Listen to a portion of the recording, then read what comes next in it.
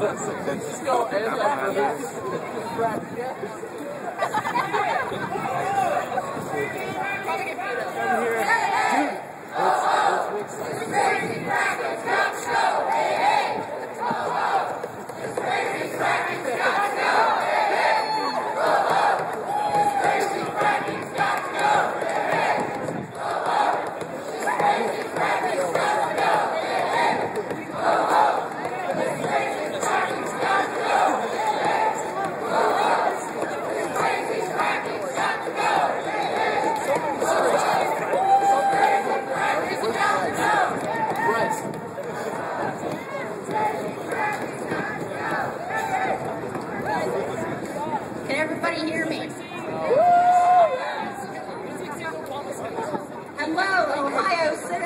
Let me hear that chant one more time. Make them hear it inside. This crazy fracking's got to go. Hey, hey. Oh, oh. This crazy fracking's got to go. Hey, hey. Oh, oh. This crazy fracking's got to go. Thank you. How do you plan to implement that? Welcome to your house. The building in front of you is your house. Remember that. I also want you to remember that across the street, behind you and to the left, is the Rife Center.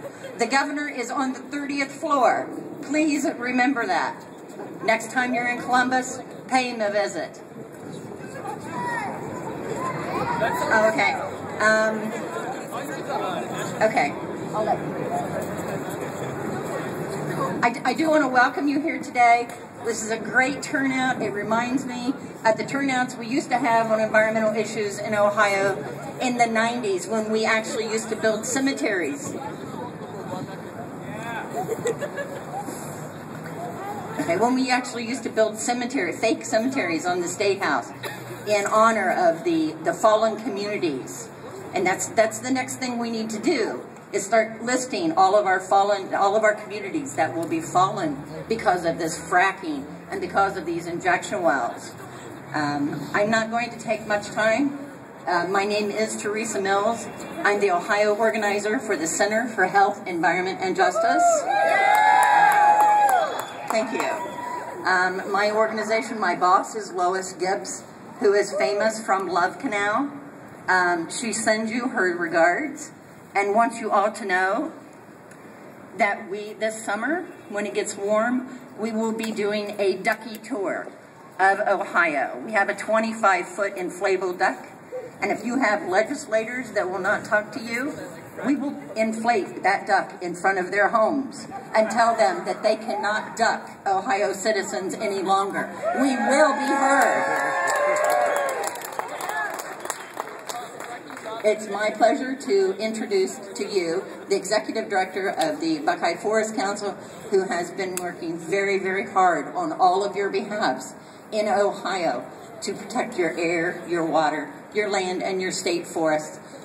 Please let me introduce Cheryl John Cox, Executive Director. Please give her a huge hand.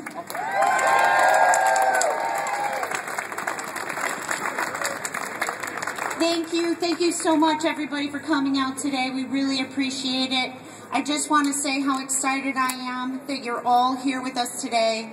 And I want to say that actually I'm kind of sad. I'm sad that it took a man-made natural disaster in order for the current governor to act on behalf of Ohio citizens that have been calling for a moratorium on hydraulic fracturing permits until we have the U.S. EPA study done.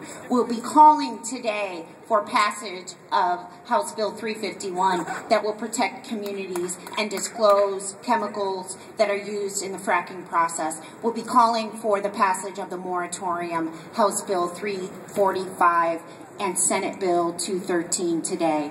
We want a moratorium on all waste disposal associated with hydraulic fracturing, and we want it now. I'd like to start off by introducing our first speaker. I met Jamie Frederick at the Youngstown rally. And Jamie has a very heartfelt and genuine story about what the consequences can be from hydraulic fracturing, not on your property, but even on your neighbor's property. This process can cause devastating harm. Everybody, please welcome Jamie Frederick from Coatesville. Thank you, Cheryl. I'm new to this public speaking thing, so bear with me. Like she said, my name is Jamie Frederick. I'm from Coatesville, Ohio. Shortly after moving into my home in Coatesville, just outside of Youngstown, 3 years ago, I began to get seriously ill. I started vomiting on a regular basis and had intense abdominal pains every day. After numerous trips to 6 different doctors and several emergency room visits, tests revealed that my gallbladder had completely failed. No gallstones, it had just stopped working, and no one could tell me why. I had my gallbladder taken out, but continued to have what seemed to be a never-ending intestinal flu. It became so bad that I soon developed an infection in my intestine as large as a grapefruit that ate through to the outside of my skin. When I was finally admitted to the hospital, doctors said that I would have been dead in a few days had I not come in when I did. They were baffled and could only tell me that this should not be happening to a healthy 30-year-old woman, and that this condition is typically only found in third world countries. Over the course of the next 2 years, I underwent a series of 5 more surgeries in an attempt to repair the damage that had been caused by the infection. I continued to get violently ill and had elevated kidney and liver numbers, kidney infections, pain throughout my body, trouble breathing, rapid heartbeat, and many other unexplained symptoms. I continued to search for answers, seeing 18 different doctors in total who continued to misdiagnose and scratch their heads. Some told me that I was just stressed out, and that when you are stressed out, you dehydrate, and that I should drink as much water as possible. I know now that this advice nearly killed me. As we burned through our savings with thousands of dollars in medical bills, the answers never came as to why this was happening to me. It wasn't until a few months ago, when the convoys of trucks and drilling equipment began rolling down our once lonely, quiet road, did the answers to my medical mystery unfold. The neighboring property owner, who lives out of town, had signed a gas lease before we had even moved there and never bothered to tell us. Bocor Gas felt that out of the 62 acres signed off by my neighbor, that the best place to drill would be right next to our home, about as close as the law would allow them. As we scrambled to learn all that we could about what was happening to us, what rights we had or didn't, and how to stop it, we discovered that a special kind of water test, a Tier 3 test, would have to be done to establish a baseline before the drilling began, and that we would have to pay for it ourselves. The cheapest test offered was $500. We managed to get the test done only 2 days before they started drilling. Our baseline test revealed high levels of contaminants that are a result of the hydraulic fracturing and drilling process, such as high levels of barium, strontium, toluene, and several others that I will not try to pronounce. The mystery was now solved. This was clearly why I had been so sick for so long, and my dogs as well. At the time when I was most sick, I was drinking over 2 gallons of this water unfiltered each day. As we dug deeper, we discovered that several wells had already been drilled and were tucked quietly away in the woods that surrounded our home on other properties. This was never disclosed to us when we bought the house. My husband never got sick because he hardly ever drank any water at home. I always bugged him to drink more water, and I'm glad now that, like most husbands, he never listened to me. It's hard to say which one of the 10 wells within a half mile, 15 within a mile, actually caused the contamination. It only takes one bad well to poison a water table that can sometimes stretch out for over a mile. In some places, that's a lot of homes. As bad as this all sounds, the worst has yet to come. Living through the drilling and fracking phase of the most recent well was a truly terrifying experience. We were given no notice whatsoever as to what was about to happen to us, and had nowhere to evacuate to with our 3 dogs and cat. We felt like we were trapped in someone's idea of a sick joke. 24/7, non-stop, we were subjected to such unbelievable levels of noise that you could only understand if you've heard it for yourself. It would have been more peaceful to live on an airport runway. We couldn't sleep for days at a time, and when we did, it was only short naps in between explosions. We tried using earplugs covered by these headphones while listening to the radio and could still plainly hear it. Worse yet, we could feel it as a constant vibration through the house. That was just the drilling. The actual fracking lasted about 3 days. Now that I get to live through Youngstown's injection well earthquakes, I can tell you that that is what it is similar to. Dishes rattling in the cupboards, pictures falling off of the walls, cracking sounds in the basement. Like so many of you, I'm sure, I love my dogs with all of my heart. I have never seen them so terrified and hope I never will again. They cowered together in a corner, shaking uncontrollably for days. They would not go outside, and they would not eat. I was unable to do anything to help them other than put a radio near them in hopes of masking the noise and calming them down. The gas storage tanks and radioactive toxic waste tanks, I refuse to call it brine, I'm sorry, because that is just a lie. That is not what it is. These tanks have been placed even closer to my home than the well itself. They are right outside my bedroom window and just uphill from a fresh artesian spring on my property. The overflow hose that comes out of the radioactive toxic waste tank goes directly onto the ground, and this is permitted because they get to lie and call it brine. I would not soak my pickles or my turkey in this. They are also permitted to bury the toxic wastewater pit on my neighbor's property just uphill from our home. The gas storage tank is now hooked up and under high pressure. It regularly releases the pressure, putting the toxic fumes into the air, and makes a lot of noise. It will do this for at least 6 more months. A smell similar to rotten eggs and diesel fumes hangs heavy in the air. ODNR tells me that it is perfectly safe and that I am in more danger breathing in the air in a parking lot. First of all, I don't live in a parking lot. And secondly, when I get in my car in a parking lot, it is not covered with an oily mist like now falls over our property and is seen easily on our house and car windows. I'm sure this is perfectly safe too, right, ODNR? Everyone asks me why I'm not more upset with my neighbor and why I don't sue him. I tell them because not only do we have no rights, but that I feel that he was taken advantage of by Bocor Gas.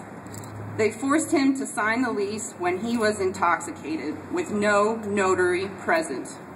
And they told him it would be no bigger operation than drilling a water well, and that the only thing left behind would be the size of a garbage can and surrounded by trees that they would plant. All lies, and there's still no trees. They also buried the toxic radioactive waste pit in the exact location where he told them he was planning to build a home to retire in. Bocor also managed to rip him off in the tune of over $300,000 in acreage payments. He said that if he knew then what he knows now, that he never would have signed, and that he is very sorry. They have already destroyed the land that has been in his family for generations, dating back to the early 1800s, and they are just getting started. Our little house in the middle of the woods will soon be in the middle of a toxic wasteland as they prepare to cut down the remaining trees to put in the pipelines and compressor stations that will eventually connect the wells. Our property value has been reduced from $125,000 to nothing overnight. 47 wells, including injection wells, already cover the square miles that is Coatesville, even surrounding the wildlife preserve. We have already had a blowout of at least one well, a chemical spill, and a tear in a waste pit liner, and again, they are only getting started. I haven't retested the water since the last well was drilled, but I have a feeling it didn't make it cleaner. Even if I wanted to have it retested, we have nothing left, having spent every penny on water testing, water filtration equipment, medical bills, and renovating a home that we thought we were going to raise a family in. We now check our faucets daily with a lighter and are still hopeful because it hasn't ignited yet. I'm feeling much better these days, and so are my dogs since we stopped drinking the water. My liver and kidney numbers have improved, but much damage has been done. I have developed kinetic tremors in my hands as a result of the neurological side effects of some of the chemicals. But the worst side effect caused by the damage is my inability to safely carry a child without the risk of hemorrhage or even death. Even if I could somehow still give birth, knowing the high risk of birth defects caused by the chemicals I drank, I will never take that risk. At the time when I was most sick, drinking the most water, I lay on the bathroom floor, night after night, thinking I would surely be dead soon, throwing up until the blood vessels in my eyes and cheeks were burst. At that time, I did not know what fracking was, or that I was being deliberately poisoned, but I do now. And I have a message for you, Governor Kasich, and to you, Mr. Gasman. You may have taken my safety and my property value. You may have taken my gallbladder, and you may have taken my ability to have children, but you will not take my voice.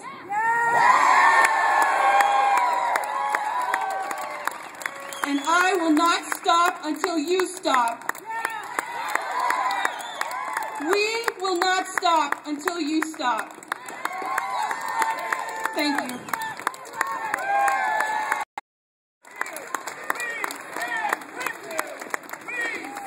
With you.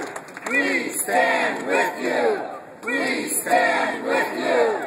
We stand with you. Thank you, Jamie. Thank you for sharing your story with us. I know how difficult it was for you to get up, and you're not used to talking to big crowds, so we really appreciate it. At this time, I would like to welcome Representative Bob Hagan, who without a doubt has been the most outspoken advocate for citizens in Ohio. He is here with these other representatives of our state government. We do have people that are our heroes, and we need to support them. Please, please welcome Representative Bob Hagan. Thank you. Thank you, my fellow tree huggers. Are we going after the tree muggers? You know, the people of Ohio and the Mahoning Valley need to get some answers from their government officials. We need to find out why Ohio has become the dumping ground of the United States, and why it's so important that Pennsylvania and New York bring their toxic chemicals and dump them into the Mahoning Valley and cause earthquakes that we have to come out on the steps of the State House and complain about. Are you with me on this?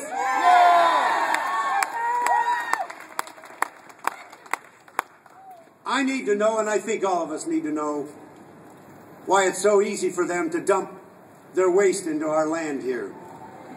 But I want to know something else, folks. I want to know why it's such a big secret that we can't get information from the governor, we can't get information from the Ohio Department of Natural Resources, we can't get information from the Ohio EPA and the US EPA and the Ohio Geological Society. All of them are hiding. And why are they hiding? Because money is making them hide. It's not a surprise that campaign contributions sometimes influences the way that legislation is passed here in this building behind me. But standing behind me now are the people who are upset, the people from the Mahoning Valley, from Youngstown, who want to know this. Why has ODNR not come to the table? Why will they not respond to the invitations that I sent through my office to come to Youngstown, Ohio, and explain to the people in the Mahoning Valley what caused the earthquakes? Why do they continuously say that they don't have enough evidence? Well, if they don't have enough evidence, then why did they ask the geological portion of the Ohio Department of Natural Resources to be cut out of the budget on January 1st of last year? We have bills in the House and bills in the Senate that we have begged the Speaker of the House to bring up for consideration. I've sent 3 bills to Speaker Batchelder, 3 letters to Speaker Batchelder regarding the 2 bills that have been offered. And all 3 letters have been ignored. I hope he can hear us now and he doesn't ignore the people of the Mahoning Valley. After 11 earthquakes, we're here to tell him this has got to stop.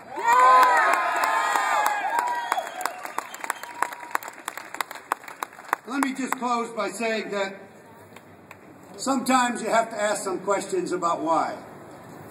The legislators behind me have been asking questions about what's going on and why we're having these earthquakes and why we're getting out-of-state waste and why we can't find out what the chemicals are that they're shooting into our earth. The people behind me are asking these questions over and over again. But it's going to take people standing up and calling the Speaker's office. And I'll give you his number. It's 614-466-8140. And remember this. Remember it loud and clear. We never had an earthquake until John Kasich was elected governor. Thank you very much.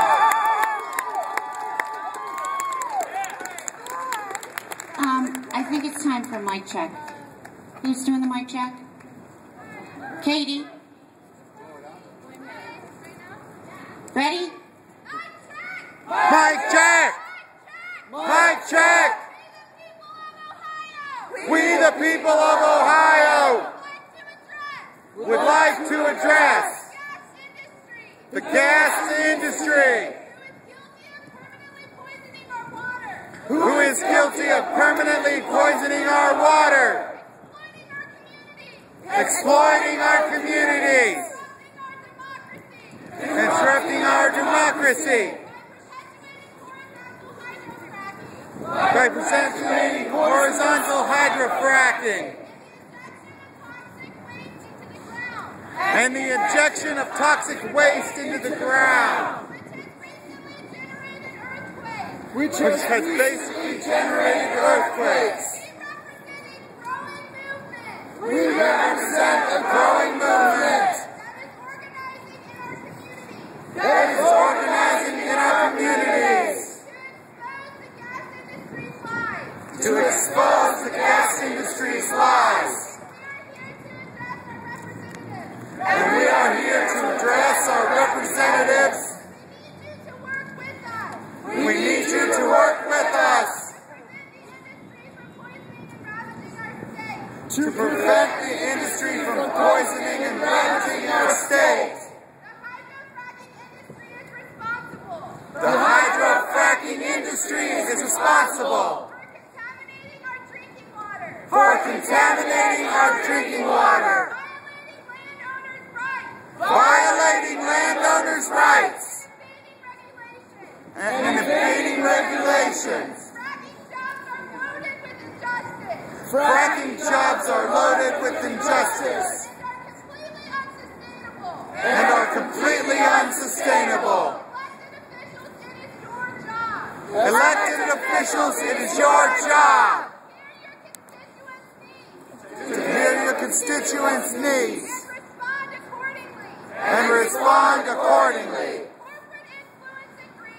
Corporate influence and greed should never dictate our democracy. We will keep organizing. We will not be stopped until Ohio is safe from hydrofracking.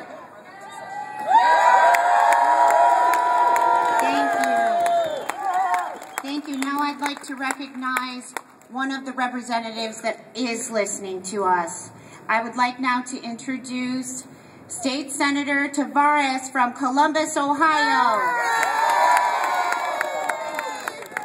You know, a lot of people are probably asking why Columbus, Ohio is so concerned about what's happening in Youngstown. This community cares about our earth. This community cares about our air. And this community certainly cares about the health care of each and every one of us. And that's why it was so important that Jamie shared her story first. What happens when we have the fracking and the injections of chemicals into our earth, into our waterways, and bringing up gases and other kinds of chemicals? We care because it is not right. It is not fair, and it is not just. It is not just that we can't even find out what the damage is. We can't even investigate to see whether this is a kind of process that we need in order to get gas. You know, we're starting the celebration of Dr. Martin Luther King's birthday. I just came from an event at Columbus State Community College. And what Dr. King would say is that a threat to justice anywhere is a threat to justice everywhere. This is a threat to Youngstown. This is a threat to Columbus. This is a threat to Steubenville and to Akron and to Toledo, anywhere that we are destroying Mother Earth. We cannot sit by as legislators and not allow the investigation to take place, to pay attention to what this is doing to our residents in the Youngstown area, so that we don't bring this upon other communities. You know, another famous African American by the name of Frederick Douglass had another very important phrase that he used. Power concedes nothing without a demand. It never has and it never shall. We are demanding of the Ohio General Assembly and the administration that we do what's right, what's fair, what's just for the people of Ohio. Not just this generation, but all generations to come. Because we can't remanufacture the earth, we can't remanufacture the waterways, and we can't remanufacture the health and safety of all of our citizens. So for this senator and my colleague, Senator Mike Skindle, who has introduced the moratorium bill, and for all of my colleagues in the Senate, I just say to you, we are with you. We're going to continue to fight with you to get the answers we need and to get the moratorium so that we can save ourselves and save our earth. God bless you.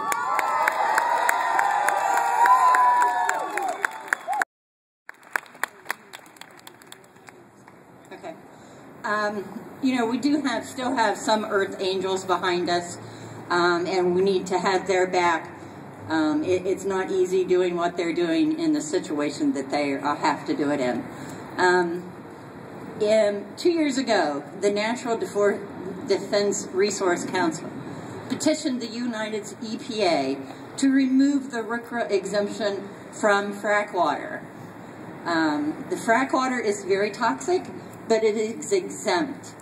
So what we've done is we have drawn up a letter of support, and we are asking our elected officials to sign the letter of support that will go to U.S. EPA Administrator Lisa Jackson, as well as one of her top assistants. If we can get the RCRA exemption removed, we can shut down fracking in Ohio. They would have no place to put all of the waste in Ohio and no place to put it from Pennsylvania, and we're told that the waste will also be coming from New York once they open up New York for drilling.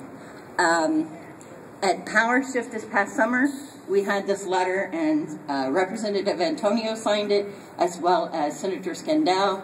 So I'm going to pass these letters out to the elected officials behind me, ask them to please consider signing this letter of support and give them back to me. And then I challenge you, as citizens, when you go into the building, to your house behind me and your house across the street, please see me to get a copy of this letter of support and get your elected officials to sign on. Not only here in Columbus, but back home. Ask your mayors, ask your county commissioners, ask your township trustees, be in every elected official's face that you can.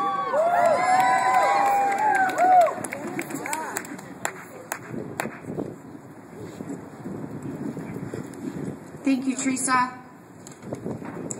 It is now my distinct pleasure to introduce Representative Driehaus from Cincinnati, who introduced the moratorium legislation in the Ohio House, as well as Representative Winburn from the Dayton area. Thank you for your supporting our efforts.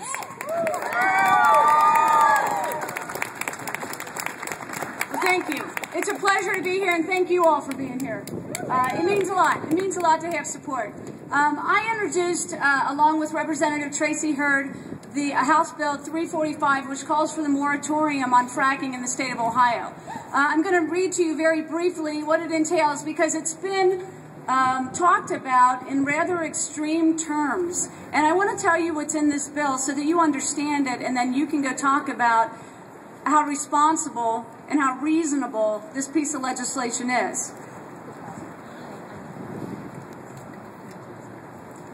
So due to potential environmental hazards and dangers to the surrounding land and drinking water, it is vital that we establish a moratorium on horizontal fracking of oil and gas wells until the United States EPA completes a study on the relationship between hydraulic fracturing and drinking water resources. Such seems rather simple to me. Once the report from that study has been published, we will have a better understanding of how this procedure of fracking affects our drinking water. There are too many questions that still need to be answered regarding our constituent safety. So in essence, what we're asking is that we pause. We let the US EPA come forward with a study that links the impact of fracking to drinking water. We take that information and then decide whether or not we in Ohio want to continue forward with fracking in Ohio. They're having interested party meetings at the federal level. They're doing very extensive work on this, and why wouldn't we want to benefit from the work that they're doing at the federal level? And so that's what this bill asks for. So let me give you a status of the bill. We introduced it a month ago, and we've asked for hearings on the bill in the Ag Committee. Representative Dave Hall is the chairman of Ag. Representative Hurd and I have both sent him letters asking him to please have a hearing on House Bill 345. Per the House rules, we are entitled to a hearing on House Bill 345. And we expect to get a hearing on House Bill 345 so that we can understand how we can protect the citizens of the state of Ohio. Well, let me tell you something else that I'm hearing. So I'm from Cincinnati, Ohio. And I've been asked, what in the world does this have to do with Cincinnati, Ohio? Well, I want to remind everyone that Cincinnati is part of the state of Ohio. I know we're in a corner, I get that. But I had a town hall meeting and showed Gasland, the film that shows what has happened in Pennsylvania as a result of fracking. I had over 120 people attend that meeting at a theater to watch that movie. So many people I had to turn some of them away. So don't tell me that this has nothing to do with Cincinnati, Ohio. It has everything to do with not only Cincinnati, but the rest of the state. And we are part of this state, and we are concerned about the impacts of fracking throughout the state of Ohio. I recently attended a meeting that was hosted by the Sierra Club, again in Cincinnati.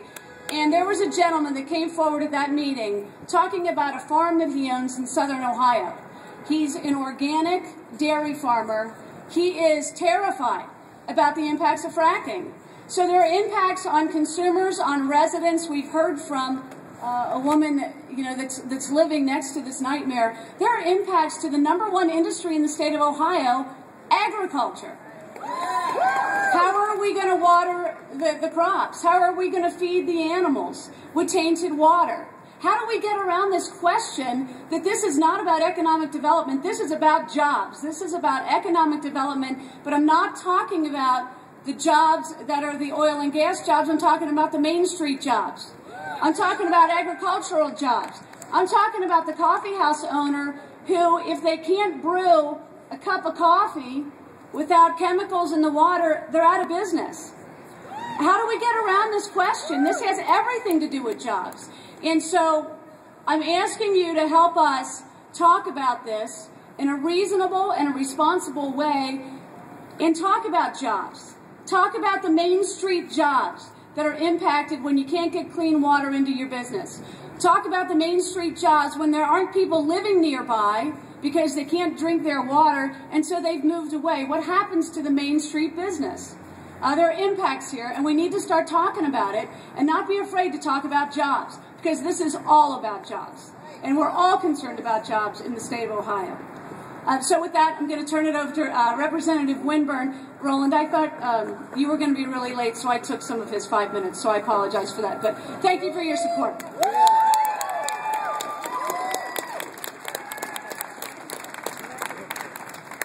So why is a guy from Dayton, Ohio standing in front of you talking about fracking that mainly is in the Northeast? I think I don't have to repeat what my colleague just said.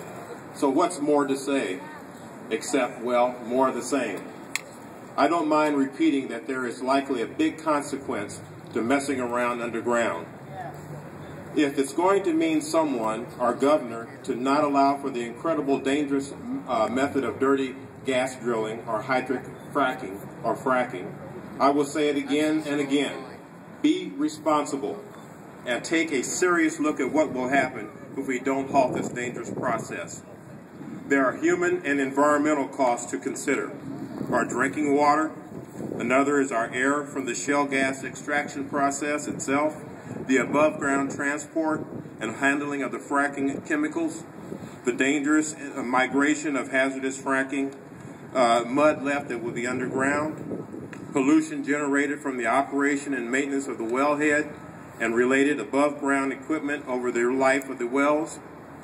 Surface landowners should keep in mind, even a good lease can't protect someone's health, safety, groundwater, property value, and so forth and so on when something goes wrong. After all, a lease is just a piece of paper. It can't guarantee that your property and health won't be adversely affected by drilling. I asked Governor John Kasich and his administration to not dismiss recent seismic evidence and the controversial process of hydraulic fracking, and do not ignore infrastructure costs for road and other improvements that the anticipating drilling will demand in light of the already strained government local funds. You can either drill, frack, and extract for a decade or two while neglecting the needs for renewable energy development and deployment. Or you can just skip the wasteful and dangerous extraction process altogether by funding and enabling renewable energy research, development, and production now. It's a fact. Fracking has left contaminated groundwater and wrecked environmentals across the entire United States.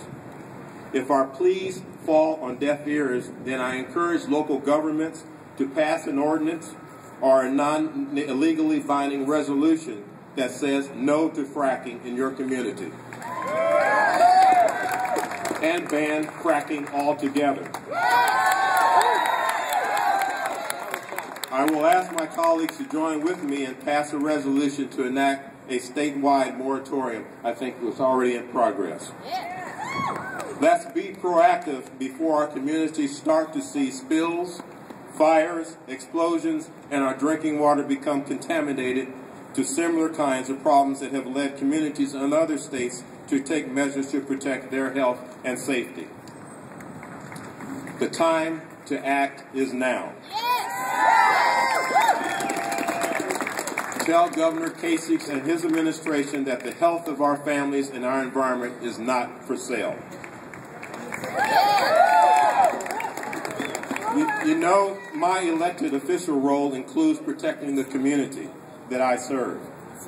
As we know now, fracking will certainly threaten my community's public health, safety, economy, environment, and other self-determination. Recent journal articles and government reports point to higher incidents of crime, alcoholism, homelessness, and domestic abuse, among other ills. Mental health caseloads increased among people not employed in our oil and gas industry. Sociologists and government agencies refer to this dynamic as the boomtown effect. when residents begin showing signs of collective trauma and loss of community. Some will embrace the changes. Others think it's their patriotic duty to support gas development. Others will grumble about the desecration of their much-loved communities. Conceivably, what's more important is that the influx of money has created friction within families and between neighbors and those communities where fracking is occurring. So why did I say all this? I think we can't say enough, and I'm going to keep on saying more and more and repeat maybe the same thing over and over again until it makes sense to somebody near me in this general area. Thank you.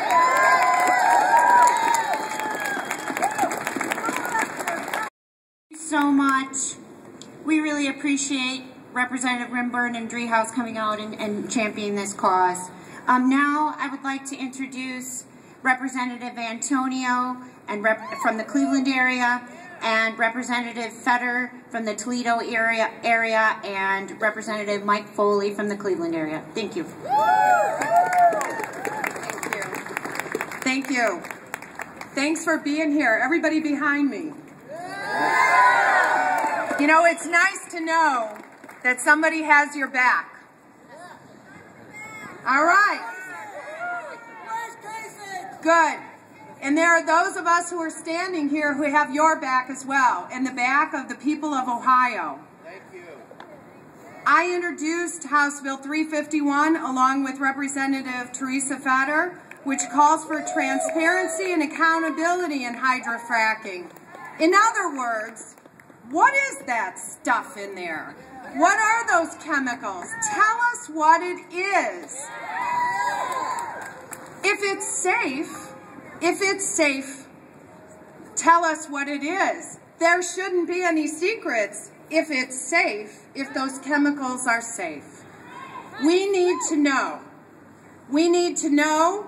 We need to have a baseline for testing before the fracking occurs so we know what happened in the process of fracking, so on the other side we can find out who needs to be accountable if there are problems, if there's been contamination, if the water is radioactive or toxic.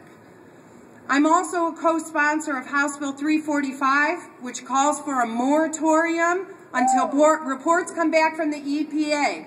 In other words, stop it now.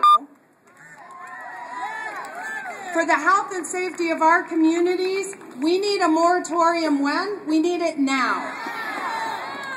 We need a moratorium now so that we can listen to the scientists, so we can have those discussions. It's pretty tough to talk about something when it's in the process of going on. It's hard to talk when there's an earthquake around you. Pretty tough, isn't it? Yeah. I support Rep. Hagan's bill calling for a moratorium on the containment wells until we get answers as to the link between the earthquakes and the containment wells. Does it make sense to any of you to continue to put that toxic chemicals in the containment wells? All right, and these are citizens of Ohio. There may be some rocket scientists behind me, but I gotta say, I'm not a rocket scientist, and I know that it makes sense to wait, to stop, to test, to think, to take a breath, and stop doing a process that would continue to create earthquakes, because it seems like there's some kind of connection. We need to know what it is. We need to know how to stop it. We're asking for hearings on all of this legislation we've put forward to ensure the health and safety of our families. Our workers need to be safe. This is about jobs. If this is about jobs, what about the safety of those workers? We need to make sure that these work environments are safe for them as well as the people in our communities and our environment. Somebody behind me has a sign that says, "I can't drink gas." Right, right. We need to be able to drink fresh, clean water. We should not move forward with fracking without the proper tools to keep Ohioans safe. These recent earthquakes in Youngstown have shaken us up, and hopefully they've woke us up to the real dangers of many of the aspects of hydrofracturing process, including the storage of the water in containment wells. You know, years ago, coal miners would carry a canary down into the tunnels with them. If dangerous gases, such as methane or carbon monoxide, leaked into the mine shaft, the gas would kill the canary before the miners. If the canary died, the miners knew they had to get out of the mine to save their lives. The people of Ohio should not be used as a canary in the coal mine.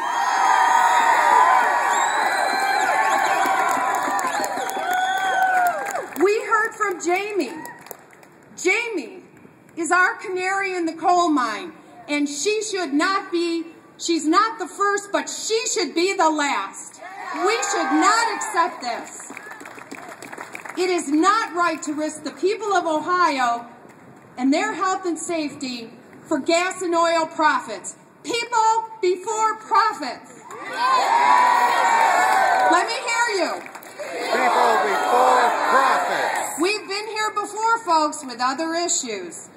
As a representative, I believe it's my duty to work for policies to maintain the health and safety of Ohioans. We must do the right thing. Have hearings. Let us hear from the experts to ensure not only jobs for Ohioans, but the safe and healthy communities for all Ohioans. And I speak for Cuyahoga County. We're on a lake, and let me tell you, this affects all of us. It's all connected. We're all in this together. Thank you.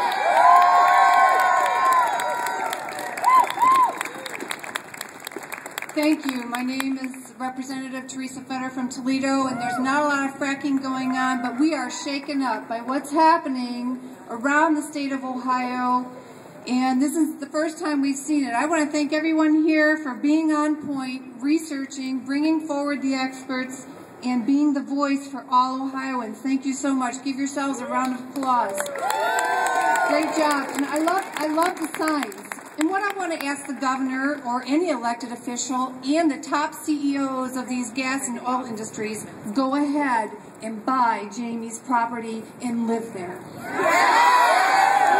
Would they buy the property? Would they invest their time, money, and future into the property of what's happening there? And I think that's the real focus. We need to ask each and every one of them, would you buy that property, raise a family, and live there, and know that the generations after you will have public health at mind, your environment is good, can you drink the water, can future generations live there?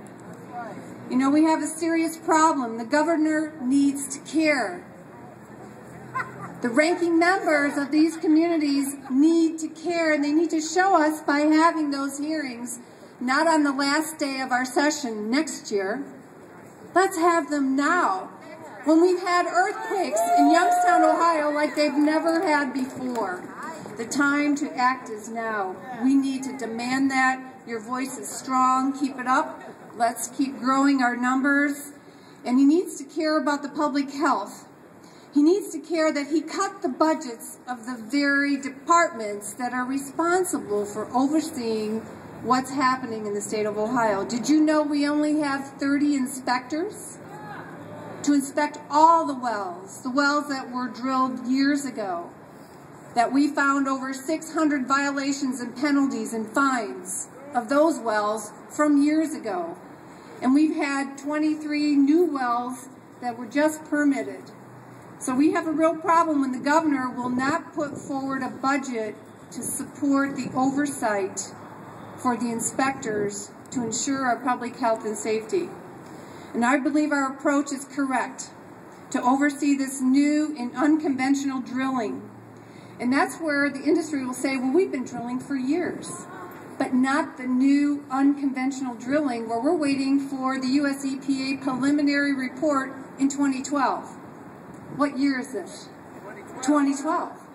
And we've got the cart before the horse. The complete report will be 2014. So our moratorium makes sense, doesn't it? Yeah. All of our approaches make sense. And we want this new and unconventional drilling to be responsible, right? Yeah. Reasonable, right? Yeah. And practical. And that's all we're asking for. It is responsible to ensure the safety of both our citizens and our environment. It is reasonable to expect as much reliable scientific information. I'm not talking about industry scientists who are paid off not to give the real science, as we can to possibly have this process to properly regulate it. That's not a dirty word. Regulation is not a dirty word. It is one where we ensure the proper oversight in public safety and health. It is practical to try to get as much benefit for the state of Ohio and Ohio's workers. As Representative Antonio pointed out, they need to be working in safe environments. We need real jobs, not jobs at hotels and Burger King and gas stations where they are employing Ohioans at very low wages while they bring out-of-state workers to actually do the industry drilling. The Transparency and Accountability Hydro Fracking Bill, House Bill 351, which I'm part of the co-sponsoring, does just that. We cannot jump headlong into this new and unconventional drilling in a reckless manner, which I believe we are, when so much is at stake, namely the safety of our citizens and their environment. We are taking great risks when we are not certain of both the benefits and the adverse effects of this type of new drilling and waste disposal. The more unconventional drilling that occurs, the more hydrofracking flowback or brine. Here lies the problem. All the chemicals used in this new process are not disclosed and made known to the public, not even physicians. So physicians don't know the impact of the chemicals of the water that their patients are drinking. All of this goes into an injection well, and these injection wells are suspected causes of all the recent seismic earthquakes in Northwest Ohio. Now we can correct this. It's going to be your job to have our backs. We need to grow numbers by the day of educating and advocating for the safety of our children, safety of our communities, our environment, and the future. And all these pieces of legislation, I believe, are the right course for the state of Ohio. We swore an oath in the state of Ohio to protect all the interests of over 11 million people. So imagine if we grow numbers by the day, we may even have a ballot initiative. And I think any more Republicans think that's a dirty word. It's not a dirty word. It's our way to have a voice in this state and tell the legislators who are not paying attention what we want. Not just what we want, what we need. Thank you for your time, energy, and we've got great people in that State House who are fighting for you. Thanks. Thank you for coming out today. As you can tell, I've got a lot of great colleagues who are really smart and really committed, and who care about both the state of kind of the environment in Ohio, but are also courageous enough to work on getting legislation passed to stop what is craziness that's going on in Ohio right now. Look, we are as well who are also very supportive of the legislations that have passed, and we need your help, we need your support, we need your organizing to get this stuff done. So thank you very much. Thank you, Representative Foley. Yes, and we're very thankful that Representative Pilic and Representative Ramos could join us today to show support, and that we have heroes at the State House, and we need to have each other's back as we fight and go forward. Right now, I would like to introduce Bill Baker. Bill, where are you? Up there in the stands somewhere. Over here. Oh, Tracy's here? Yay! Representative Tracy Hurd, everybody! Hi! Sorry, didn't know I was late. How is everybody today? Well, we got lucky. Unlike with issue 5, we don't have sleet and snow right now, so thank you for the sunshine. Just a little update on where we are here. Last week we sent a letter to Chairman Hall asking that our moratorium bill be heard in light of the activities in the Mahoning Valley, and I was advised that the letter was even forwarded on to the Speaker, so I dared to be just a little bit encouraged that we were finally going to take the appropriate, necessary, responsible steps in response to this fracking opportunity here.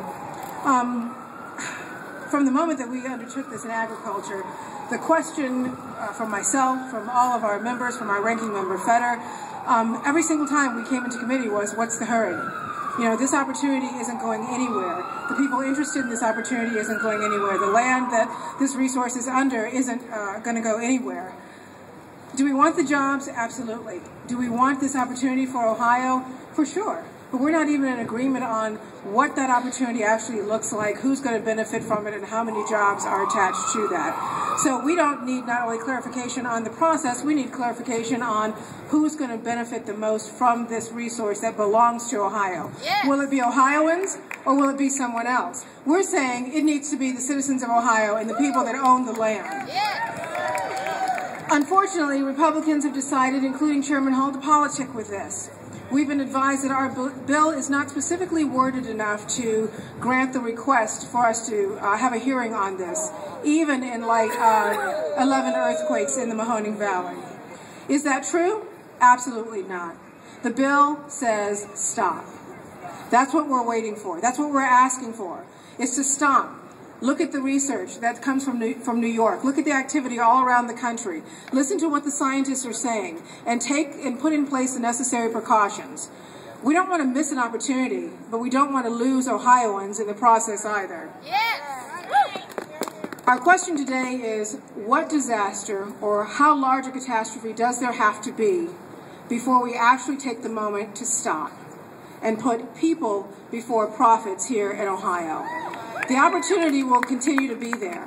We have to make sure that our citizens are protected in the meantime and that they are the ones that get a chance to benefit from this. Thank you so much for being here. Please continue to call Chairman Hall, call Speaker Batchelder, call your individual representatives and every single member of the Agriculture and Natural Resources Committee and let them know what your issues and concerns and demands are to stop.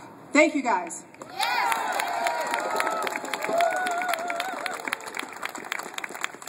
Thank you, Representative. Everybody, let's give a big round of applause to our champions here. We really appreciate your support. You know, I'd like to now introduce Bill Baker from Occupy Mansfield. And we've been asking a lot of questions this year, and one of the biggest questions we've been asking is, where the heck is our local control? Where is our control over wanting to have a toxic waste dump injection well permitted in our community? Where's our local control about deciding whether or not it's right for our community to have hydrofracking wells located within the bounds of our community? Where the heck is our local control? Do you feel like you've got it? Okay, here comes Bill Baker. He's going to tell you about what's going on in Mansfield.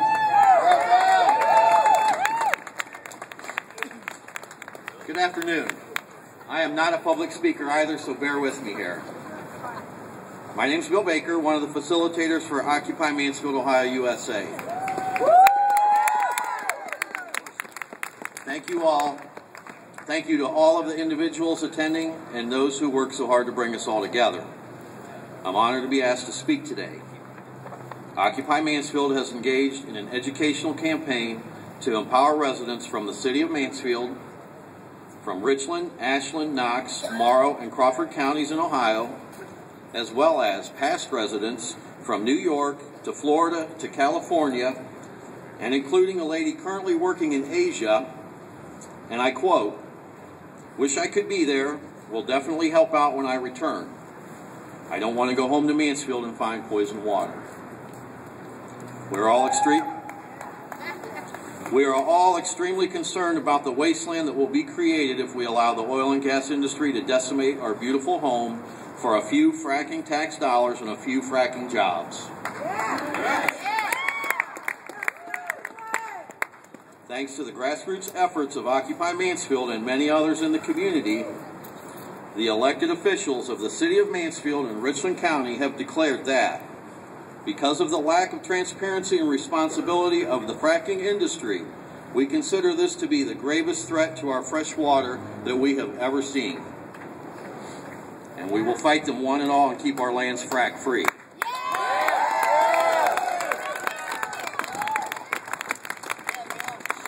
I want to thank Occupy Columbus for their GA-approved endorsement of this rally today and congratulate them on their 3-month anniversary of full-time occupation here at the State House.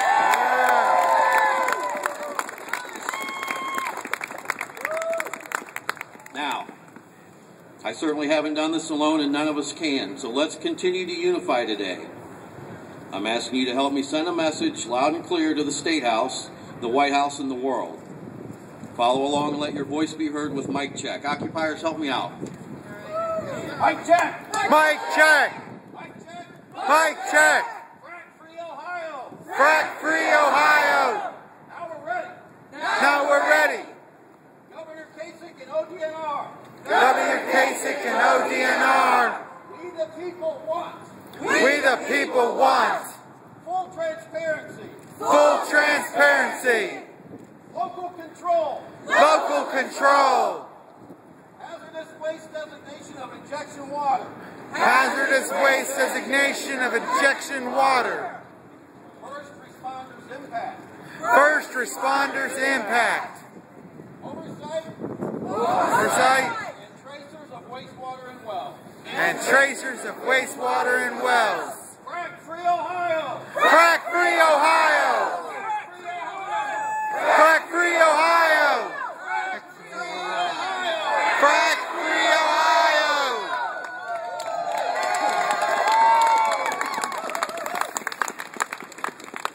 Thank you. Don't slow down, don't let up, don't stop fighting. Occupy your town, occupy the State House, occupy the White House, occupy the earth. What do we want our legacy to be? Fresh water or wastewater? I want clean water, and I know you do too. Thank you.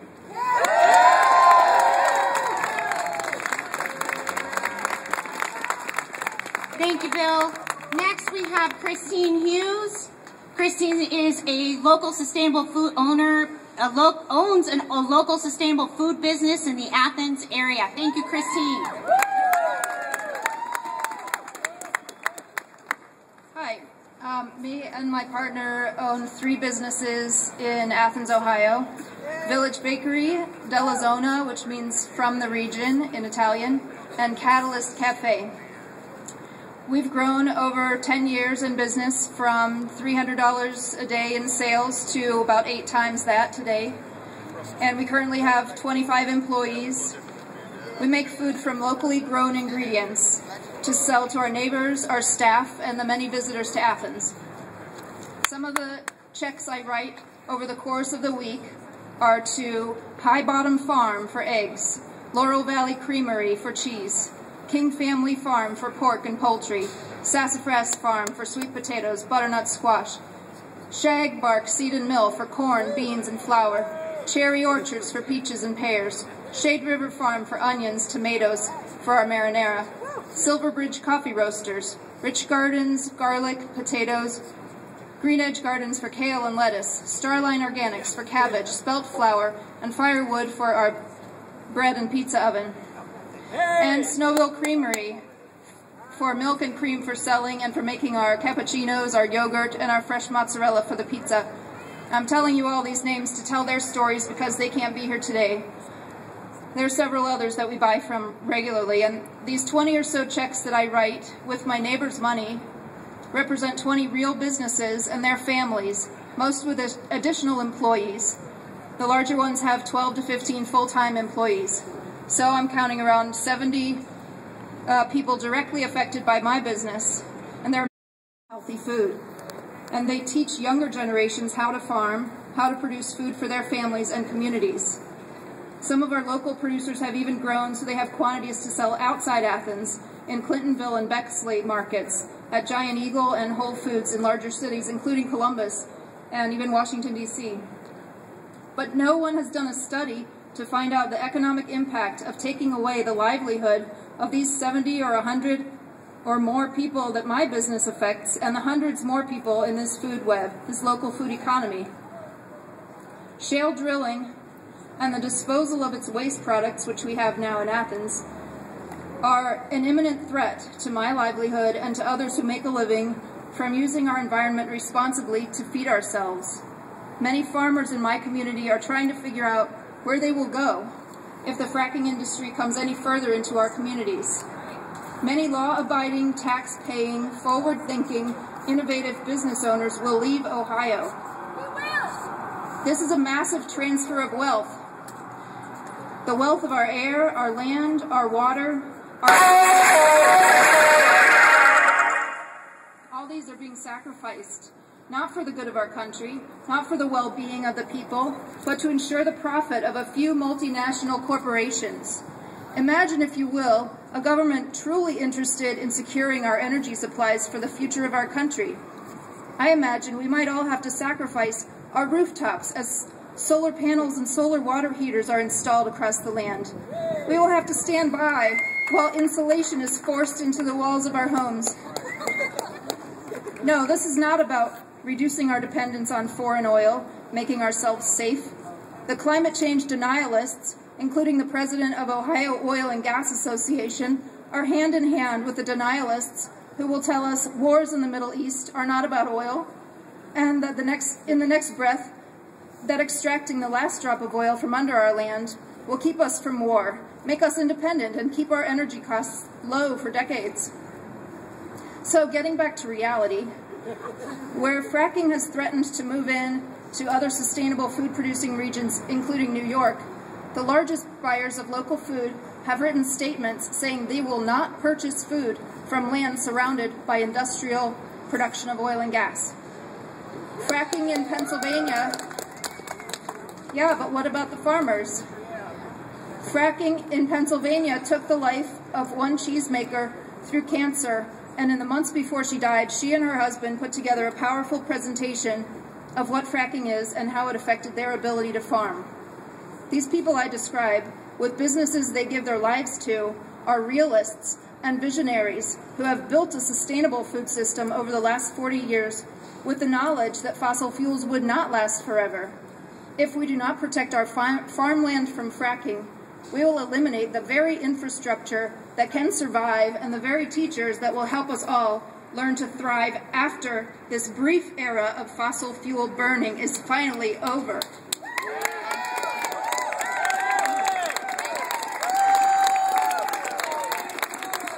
Thank you, Christine. I just want to put a plug in for Christine. When I go to Athens to work with the community down there, I always get to stop and eat at one of Christine's facilities. And oh my gosh, if you're ever in Athens, stop in one of her places. I love it. We have one more speaker, and then we're going to close out with... Oh, I'm sorry. Sorry, we have two speakers, and then we're going to close out with a song written by a lady from here in Columbus, Jenny Morgan. But I do want to say, to give a message, Mr. Gasman, we know you are in this audience, and it's okay, because while we are many now, the next time you see us, we will be many more, and many more, and many more. And you don't want to mess with Ohio citizens. We will run you out of this state.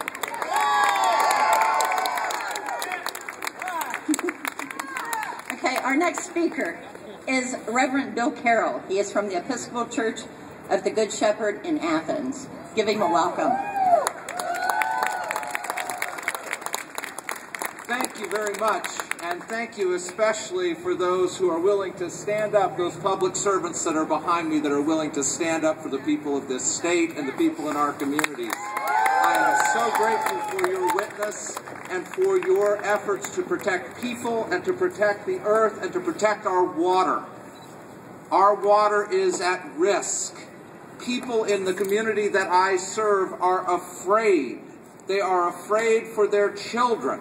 They are afraid for their land. They are farmers. They are business owners. They are people who live and work in a small southeastern Ohio town, and they are scared because of what is going on.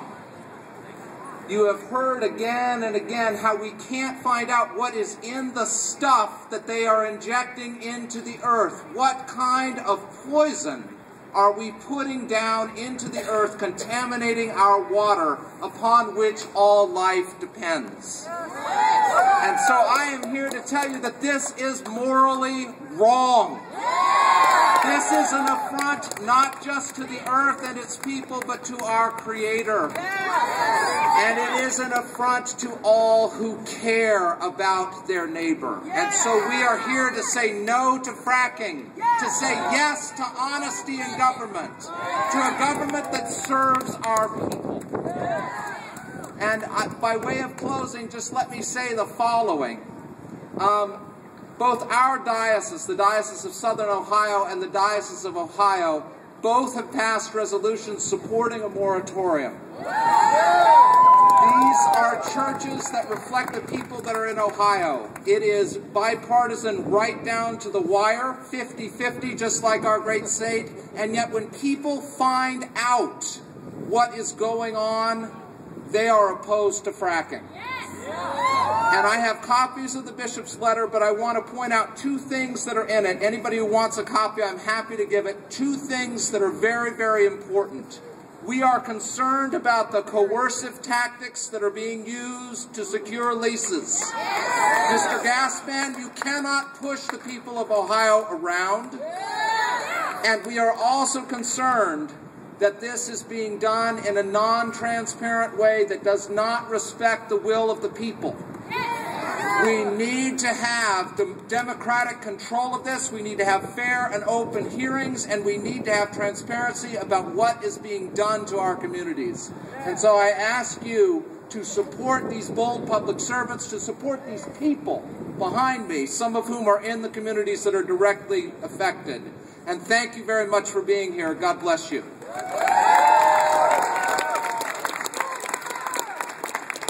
Thank you so much, Reverend. We would really appreciate those words of wisdom. And our last speaker for today is Stephanie Spears. Stephanie Spears is the Executive Director of EcoWatch, a wonderful publication that has just gone national. Congratulations. So without further ado, here's Stephanie Spears. Thank you, Cheryl. I want to thank Cheryl from Buckeye Forest Council. Just did an amazing job with this event, and all the organizers, and certainly our elected officials who are here today. That means so much.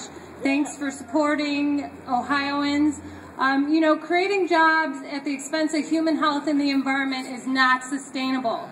Energy generation does not have to be a jobs versus environment issue. It's a need for a cleaner environment creating jobs. Green jobs that will transition our country to relying on cleaner, renewable sources of energy.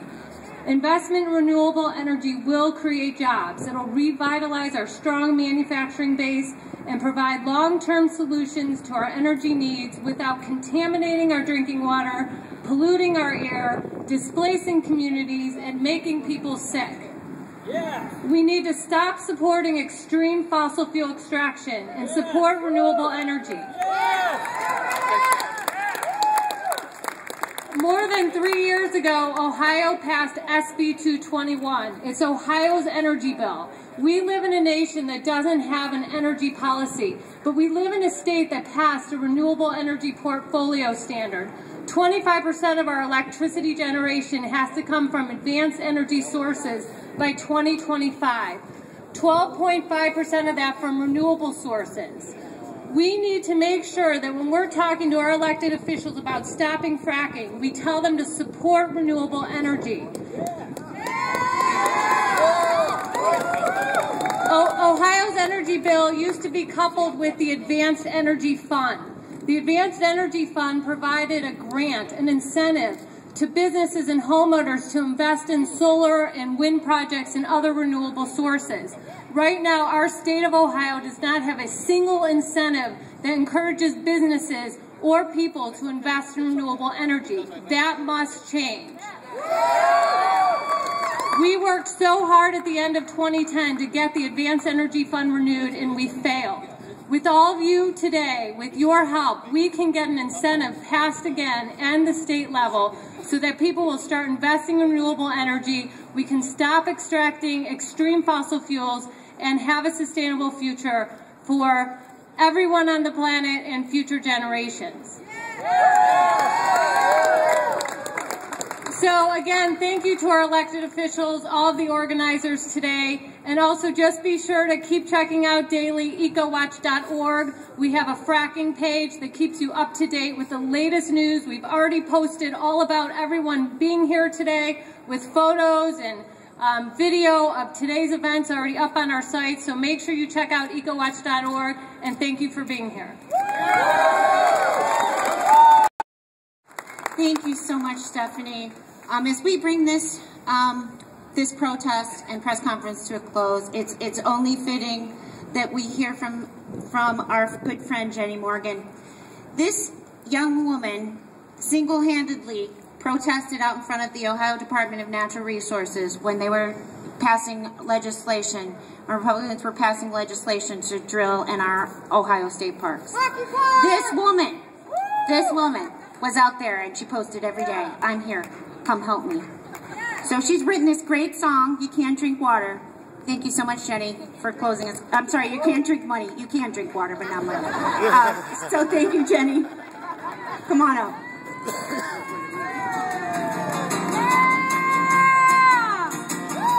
It's growing! This movement is growing! It's growing throughout the state. It's growing throughout the United States. It's growing throughout the world. And as it grows, more and more eyes are keeping watch. And we're blogging and we're reporting on the fish kills, on the contamination, on the sickness. And billionaire gas and oil execs, they can't control the conversation anymore. Not in the 21st century. Movies are being made. Videos, YouTubes are being made. And songs are being written. And we're going to keep writing them. And we're going to keep protesting. Because we care about our children's health. Here's one called "You Can't Drink Money." Listen up. Here come the boys waving their cash, looking up and down for natural gas, looking for gas so they can get rich. They'll do anything to dig that ditch. They'll say it's safe, they'll say it's clean to frack that well. They'll say anything. Don't be a fool, don't sign on the line, or you'll be sorry in due time. 'Cause you can't drink money. No, you can't drink money. Oh, what you gonna do when your water turns blue? Everybody's sick, and you are too. Oh, you can't drink money. That's right. No, you can't. Oh, sorry to hear you sold your land to the gas and the oil man. Guess you bought his lies. Or maybe it's true that you do anything to get rich too.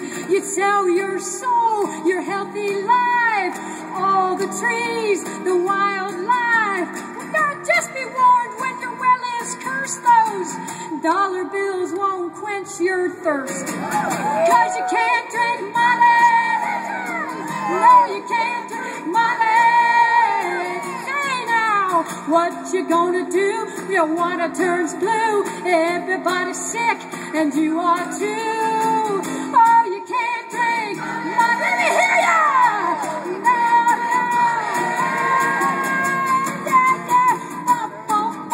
drinking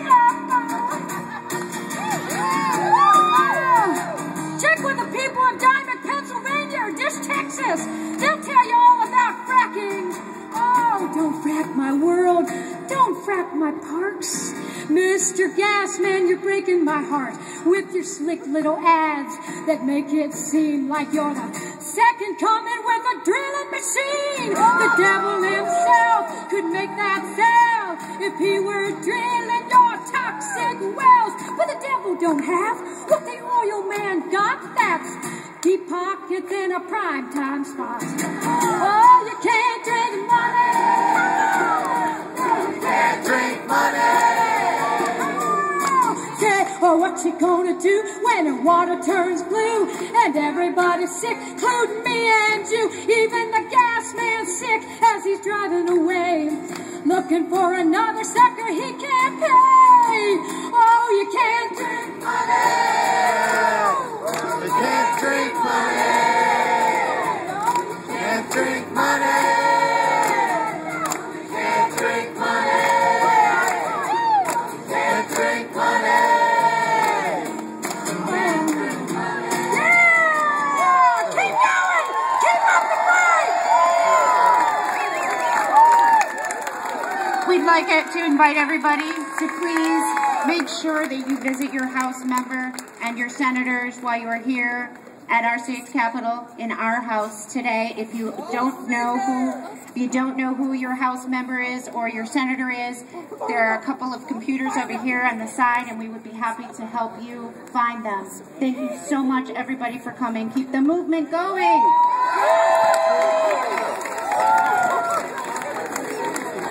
Hey, Susie, if you're still in the audience, would you come up here, please?